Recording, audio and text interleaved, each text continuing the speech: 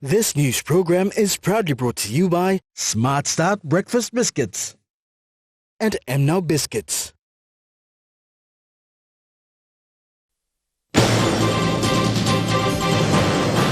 PNG to receive more funding from the United States. Government net borrowing budgeted at 5 million kina. And a dedication service held for more than 200 police recruits.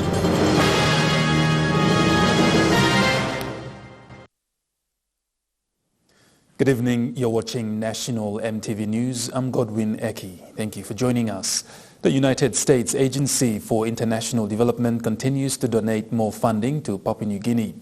USAID Administrator Samantha Power yesterday announced millions of kina donated by USAID and will help in our health systems, climate change and further developments.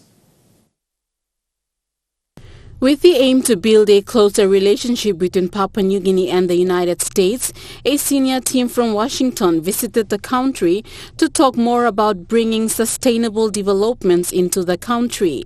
Yesterday, in a press conference held between Prime Minister James Marape and the Administrator for USAID Samantha Power, USAID pledged to donate more funding to three major areas of needs, as highlighted by Ms. Power. Already identified three very important goals.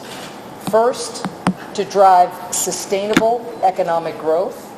Second, to build a strong and sustainable healthcare system. And third, to build resilience to disasters, particularly as climate change increases in frequency and severity, the number of those disasters.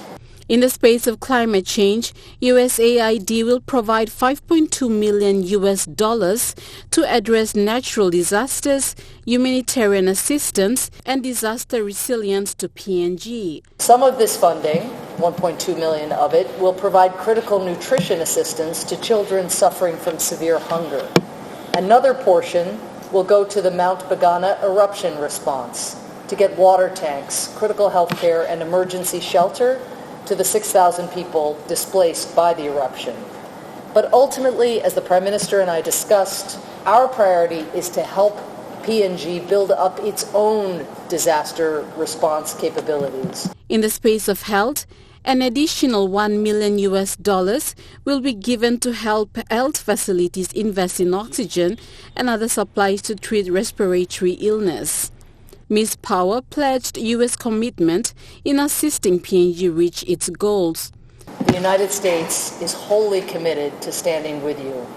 I am thrilled, Mr. Prime Minister and people of Papua New Guinea, to be part of opening this new chapter with this great country, and I thank you so much. Samantha Power is the first USAID administrator to visit Papua New Guinea. Cynthia Maku, National Emtv News. Yesterday marked an era of aid by relations between the United States of America and Papua New Guinea.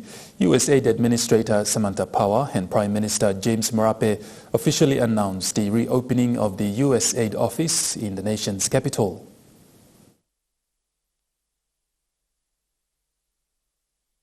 The reopening comes after the visit of Secretary of State Antony Blinken a few months back and the signing of the U.S. Defense Cooperation and President Biden's focus on Papua New Guinea and the Pacific. Prime Minister also welcomed the new representative of the USAID office in PNG, Nino Nadiradze. Nino brings significant global experience to the role, including other countries where she has served on senior roles, where she focused on many of the priorities PNG has identified for its own development. Nino Nadiradze as the new country representative for this office, as the Prime Minister indicated. Nino brings very significant global experience to the role, including most recently as country representative for the USAID office in Turkmenistan, where she focused on many of the priorities that PNG has identified for its own development, like supporting low-carbon growth, empowering women and young people, and expanding access to healthcare services. Prime Minister Marape also reiterated on the meeting, saying that the presence of the U.S. in PNG is not just in security, but in all aspects on relationship with U.S. Marape also elaborated on the USAID's continued commitment to electrification agenda. Commitment to our electrification agenda. CD reminded us today on their contribution thus far. But USAID now back in PNG will amplify continued program in our country. I point to them the need for them to pick up our medium-term development plan and to ensure that their support to us comes in total harmony to our medium-term development plan, as well as our focus in our Vision 2050 to ensure we become a developed middle-income earning nation by the time we arrive in 2050. The private meeting with Prime Minister Marape and USAID Administrator Power indicates the fullness of PNG's relationship with USA in terms of people-to-people, the government-to-government and business-to-business by relations. Cynthia Maku, National Emtv News. Furthermore, on from yesterday's official announcement of the reopening of the USAID office in the country, Prime Minister Marape also recaptured other aspects of the bi-relationship with the United States of America. Papua New Guinea and the United States of America have strengthened relationship ties once again with the visit of the USAID Administrator Samantha Power. Prime Minister James Marape yesterday, when addressing the media, said the meeting signifies full aspects of the relationship and completes President Biden's 3D strategy, which are diplomacy, defense and development. In the focus to revamp the United States of America's presence in Papua New Guinea and the Pacific. A few months back when myself and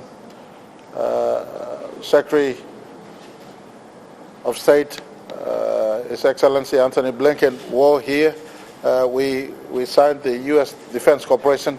That was just not one-way street in how we relate to the United States of America. My government's focus has been all aspects of relationship with USA. As well as the Defense Pact, the U.S. also signed a maritime agreement with Papua New Guinea, which will allow the U.S. Coast Guard to partner with the Pacific nation to counter illegal fishing and drug smuggling. And today's presence of Ms. Power is to indicate to us the completeness of U.S. presence in our country. It's not just in security or not just in government-to-government relationship or security and defense cooperation, but in every aspect of our relationship with USA. Other areas to be looked into are forest resources, as well as health, electrification, natural disaster management, hunger, and the protection of women and girls.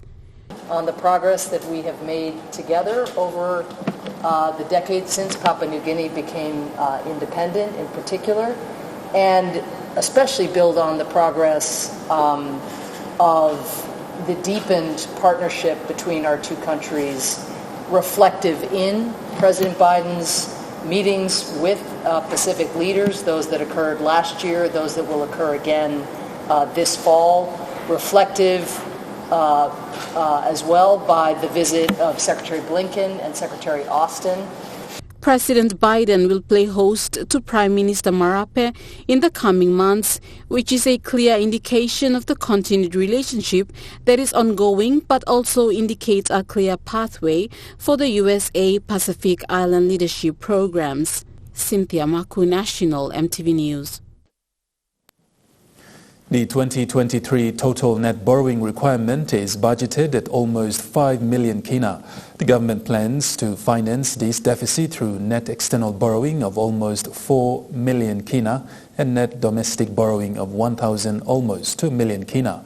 This was presented by Treasury Minister Ian Lynn-Starkey on the floor of Parliament on Friday last week during the Parliament sitting. Piece of good news is that inflation... Over the first half of 2023, the total net financing was 2,122.6 million kina, which is about 42.6% of the 2023 budget deficit financing. Of the 2,122.6 million kina, external financing catered for 196.5 million kina, while domestic financing covered the balance of 1,926.1 million kina. I am confident that the non-tax revenue reforms will be implemented, or else all of this MAIFO contingency fund will disappear. I am hopeful that we will see dividends paid, especially the 1.3 billion kina budgeted from Kumul Petroleum Holdings, or else the potential supplementary budget will move from one of increased expenditures of 463 million kina to benefit our people to one of having to find cuts of over 500 million kina. We do have some tough choices ahead. Treasurer Ian Lingstaki said the challenge for the government in the next half of 2023 is to meet large debt repayments and service costs, such as the coupon payment of around 610.7 million kina and 863.7 million kina due in August and November of this year. We will continue looking to put some icing on the cake by bringing on resource projects, all conditioned on taking back a fairer share to our people of Papua New Guinea. Estagane, National MTV News. A dedication service was held today at Bomana National Center of Excellence for more than 200 recruits undergoing training to be police officers.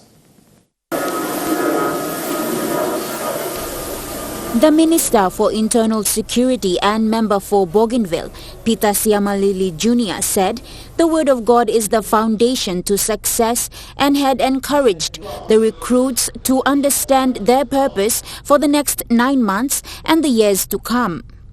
He said these recruits will serve the country after graduating, hence appeal to the staff of Bomana National Center of Excellence to create a conducive environment for these recruits in the next 9 months of their training. And so the environment by which all of us are here today, it also hinges on those that provide the environment for you. Do not take for granted the grass that is going to be cut. Do not take for granted the mess that you sit in, that there are people cleaning up every day for you. To ensure that you become the best person, you become the best player, to wear that blue uniform. So your journey here is already upon a foundation. Above all, look shoulder to shoulder and enjoy this journey, because you are truly chosen by God in this country. Thank you. He further added, as the Minister for Internal Security, he is privileged to be a part of the transformation system of the police force. Natasha Ovoy, National MTV News. National MTV News continues after the break with more stories. Stay with us.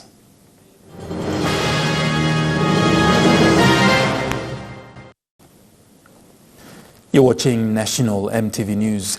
The Court of Disputed Returns today ruled in favor of the Minister for Community Development, Youth and Religion, Jason Peter. The decision was handed down at the Waigani Courts in Port Moresby. In the matter of disputed return for the Huon Gulf Open electorate in the 2022 general elections between the petitioner, Ross Seymour, who was among the candidates contesting for the electorate, and the first respondent, Jason Peter, with the second respondent being the Electoral Commission, the court declared Jason Peter member for Huon Gulf Open electorate. The formal order resolved that the election petition be dismissed entirely, with the second respondent being the Electoral Commission to pay all costs of the petitioner, Ross Seymour, and the first respondent, Jason Peter, to be taxed if not agreed. The petitioner also shall have his security for costs refunded. Following the court decision, Mr. Peter thanked all his supporters and his people for standing beside him and believing in him through the court proceedings. The minister also acknowledged his opponent, former MP Ross Seymour's participation in this democratic process, saying he believed that healthy competition fosters robust discourse and ultimately benefits the community. Natasha Ovoy, National Emtv News. Madang has the highest statistics of mishap at sea, hence the Minister for Transport and Civil Aviation, Walter Schnobelt, urged the people to register their small crafts with National Maritime Safety Authority and install GPS tracking device so NMSA can monitor and provide rescue during disasters. This was announced during the opening of the new NMSA office in Madang last week. Majority of the people in Madang province use sea transport, especially small crafts like dinghies, to travel to and from daily. Along their daily movements, they encounter many unfortunate incidents, which are caused by natural disasters or sea piracy, and they lost properties and goods worth millions. Me kila no gutro, lo kind heavy experience, you all banana boat operators, isa bungem. Go come, long place blue you may. But some long is la sick, na some long is la problem.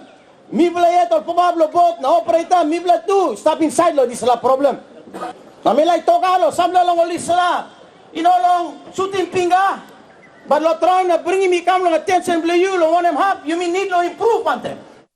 One time is la small craft boat now is in place. Governor me like encouraging you. Lo try and find him all GPS tracking device na put him long all league board blo you to bla. Yes. He got one black kind device all call him lo ill perp. Where operator na bring him to post and me bring him some black kind heavy lo solwara.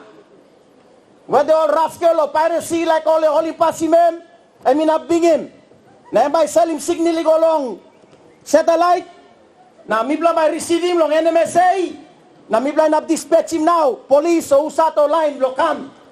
Long Minister Schnobelt called on the owners of dinghies to have their dinghies maintained to avoid accidents. He said safety is everyone's responsibility and each and everyone should take ownership to maintain their dinghies. Minister also announced the purchase of a new search and rescue boat, which will help NMSA to respond to research and rescue faster than before to reduce mishaps at sea in Madang province.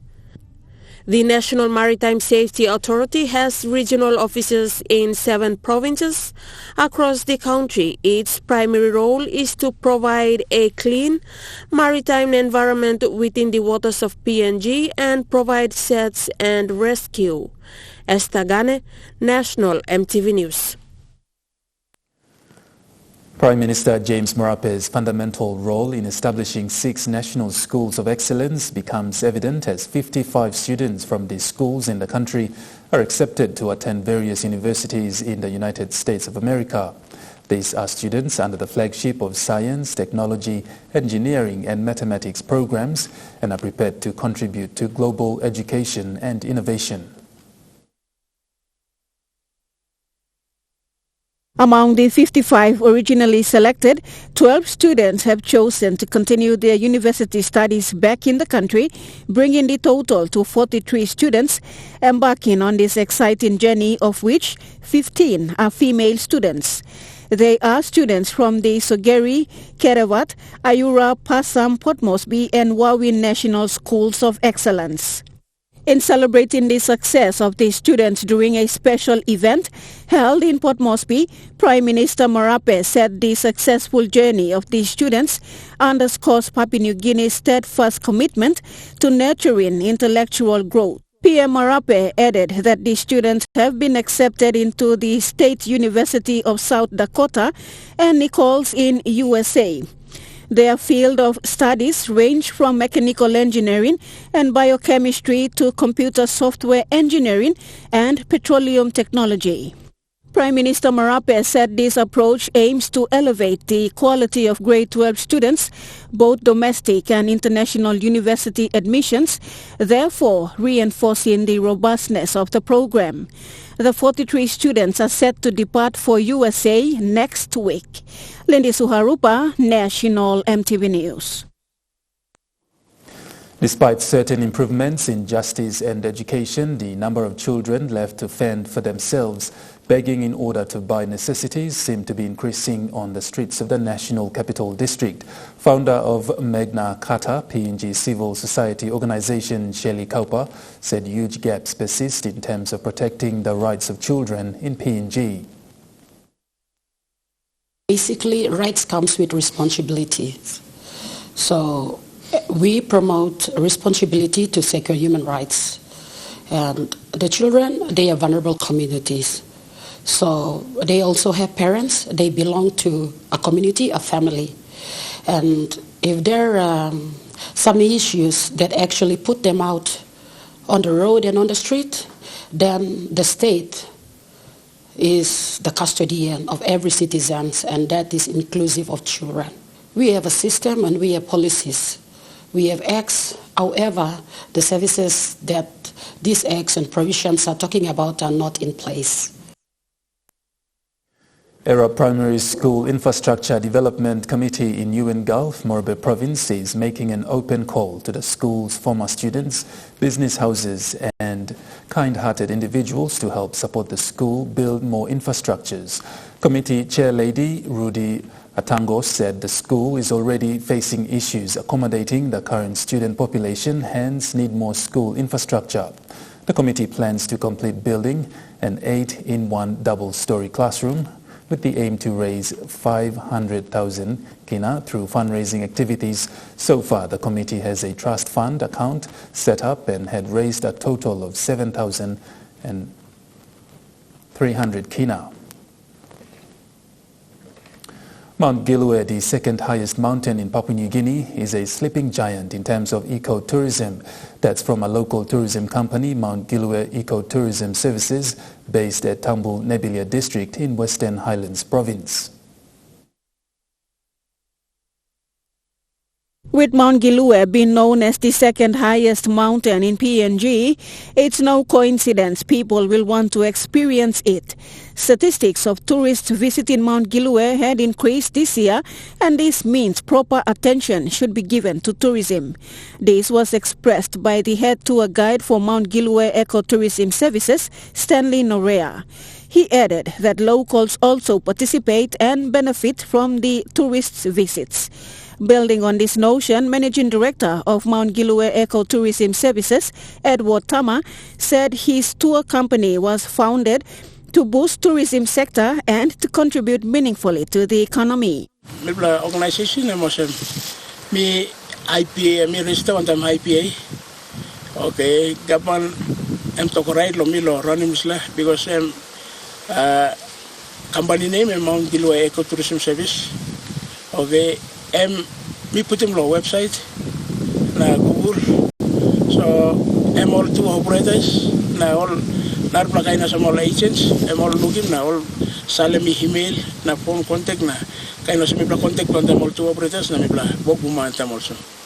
It is understood that No Roads Expedition, a tour operator in Melbourne, Australia, connected the tourists with Mount Gilue Ecotourism Services. The managing director added that there are many positive outcomes in ecotourism for the Western Highlands province. When asked what he wished for, this was what he had to say. Okay, we can maintain the trade. Okay, we can come on the Lily Crest House, lo community, lo village, lo mina, lo grassland, na base camp. Come on, lo isla. Meantime, the local community has been voluntarily assisting at times to keep the project going. Lindy Suharupa, National Emtv News. And now looking at the Nest Fund market report, the Kina closed unchanged at $0.2790 US dollars in the interbank market. At Bank South Pacific, Yokina was buying $0.2715 US dollars, $0.4153 Australian dollars, $0.2405 euro, 38.93 Japanese yen. Looking at commodity prices at New York closed, gold is trading lower, coffee closed lower, cocoa closed lower, copra closed lower, palm oil closed lower, crude oil is trading lower, and copper closed lower. And on the stock market, the Dow Jones closed higher, the ASX 200 is trading lower, and the All Ordinaries is trading lower. You're watching National Emtv News. Trukai Sports is next. Stay with us.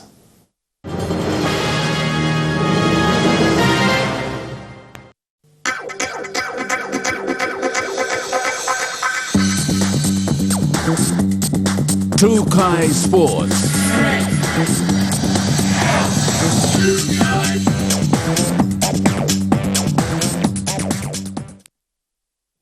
Welcome to Trukai Sports. The Hidomo Rugby League competitions have warmed up in Alatau as the female division kick-started their games, with the male division now into its 9th round.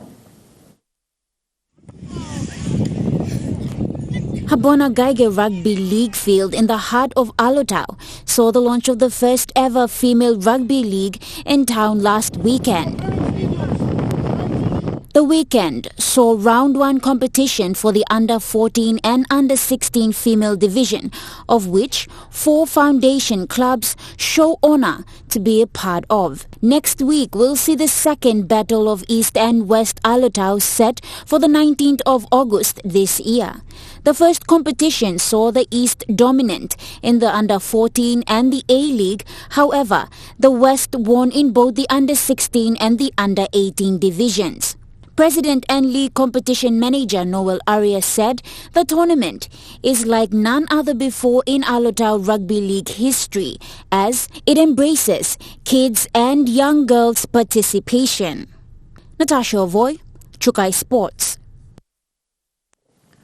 The 2023 Trukai Fun Run is only 6 days away and will mark its 23rd Trukai Fun Run event, where Trukai, through the PNG Olympic Committee, has been supporting Team PNG athletes attend various international sporting events such as the Olympic Games, the Commonwealth Games and the Pacific Games, which is scheduled to take place this year in November in Solomon Island.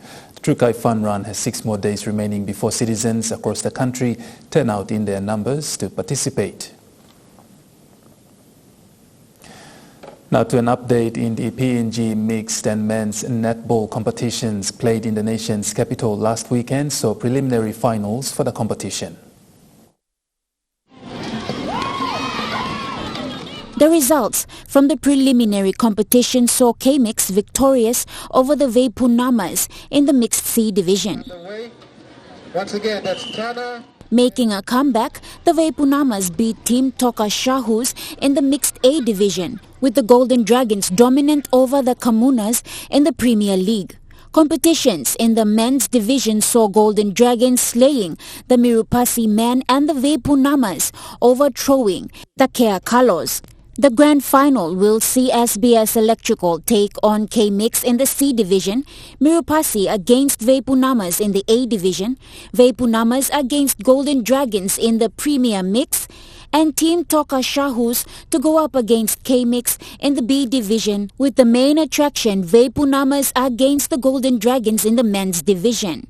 The grand final is set for this weekend at the Bissini Netball Courts of Port Moresby. Natasha Ovoy, Trukai Sports. That ends Trukai Sports. The Moni Plus weather report is next. Stay with us. Trukai Sports.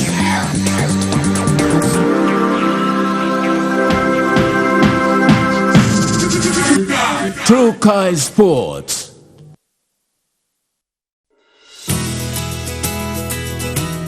This weather update is proudly brought to you by MoneyPlus, with you always.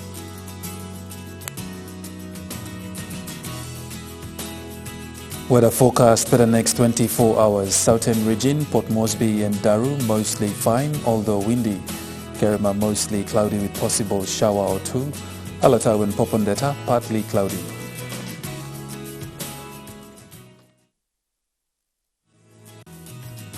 The weather update was proudly brought to you by MoneyPlus, with you always. And that wraps up the news, sports and weather for Monday, the 14th of August, 2023.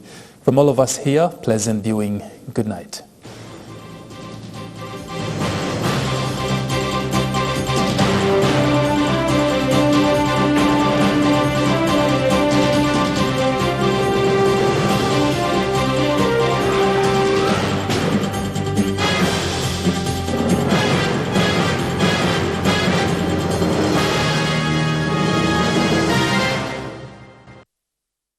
This news program was proudly brought to you by Smart Start Breakfast Biscuits and Gold Nuggets.